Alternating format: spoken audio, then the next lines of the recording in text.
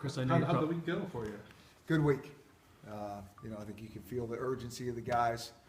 Been practicing a long time, get ready to play the season. It's a little bit different than other sports. We only get so many opportunities.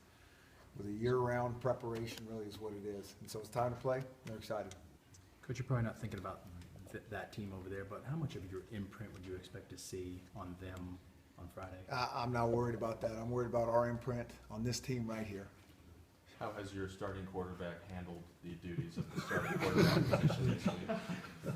Well, we actually went with 10 guys on offense this week. We're still making sure that we can decide the right thing, and so we'll get him some reps in the next 48 hours. They've done well. Everybody's done a great job from our quarterbacks. We've got a lot of guys with a lot of different roles. We're going to rotate guys in a lot of positions, and I think guys are excited to play. Were there enough rumors and speculation thrown out this week to satisfy you? You would have to tell me that.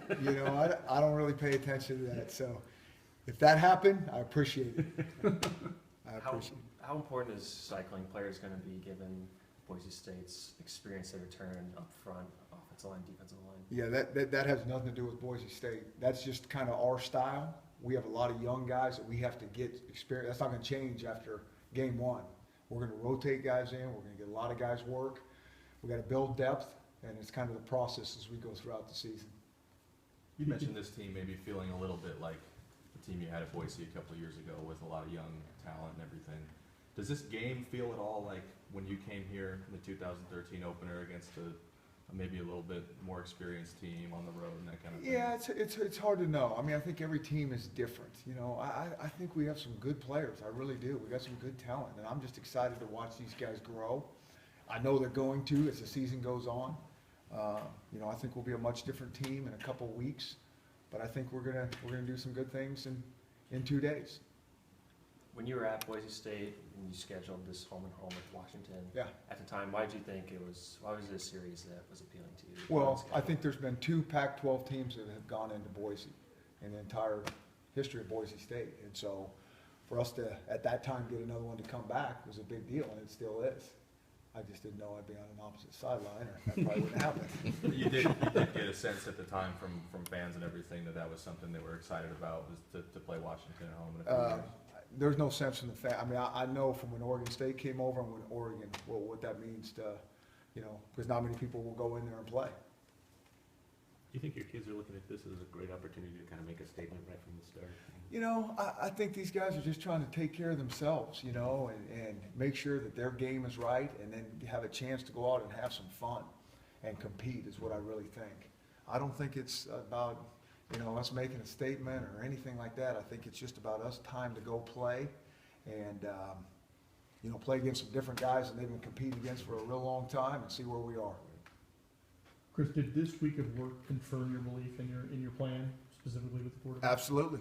Yeah, we feel good about it. I think we took about as much time as we could deciding what we were going to do, and I think we feel very good about it. You mentioned playing against other players. How long is it going to take some of these kids to, with the speed of the game here, all of a sudden we're kicking off and overwhelming it a little bit maybe? Well, and it will be a little bit different. The opening kickoff, all of a sudden, guys are running a little bit faster than they do in practice, and on both sides. And so it takes a minute to get guys up to speed, but I think the kids, they adjust fast. By the end of the first quarter, I think guys settle in a little bit. I think, the ball security is always a big thing the first games, because last, how many days, couple weeks, 8, 9 days, there's not a lot of hitting the ball carriers throughout the country. And so now everybody gets ramped up to speed. That's always a big issue. So there's some things that is going to be different, but I think our guys are prepared. How about your health? I think we're pretty good. I think you got a lot of guys, and we got nobody, no long-term things at all, and I think we feel good about where we are.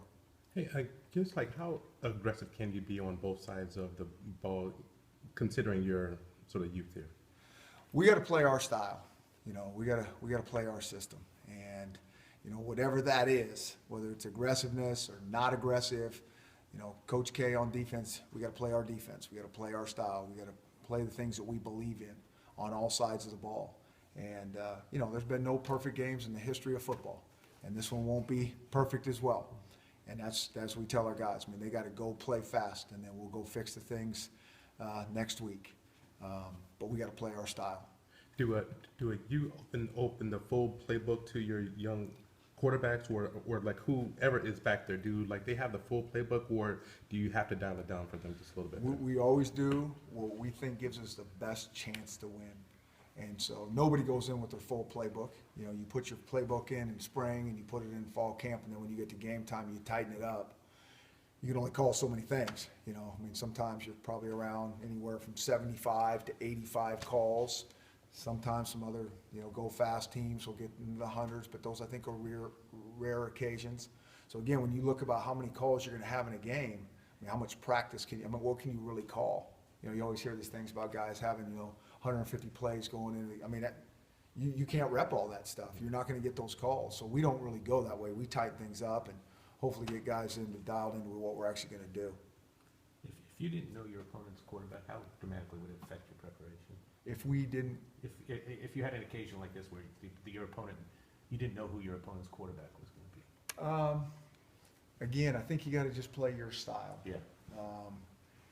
Now, you know, if you don't know their style, Mhm. that's a little bit more concerning. But you play your style and you try to figure out what their tendencies are. I think at the starting of the season, that's always tricky. Guys are gonna do what they do, but everybody has new wrinkles on both sides. And so that's what you're always leery as a coach. And so you gotta keep things relatively, you know, you gotta do what you do to give yourself a chance to defend all the things you don't know are coming. Chris, any unique adjustments or steps that you took to try to combat the environment? No, you know, we got the crowd noise going. We usually have that.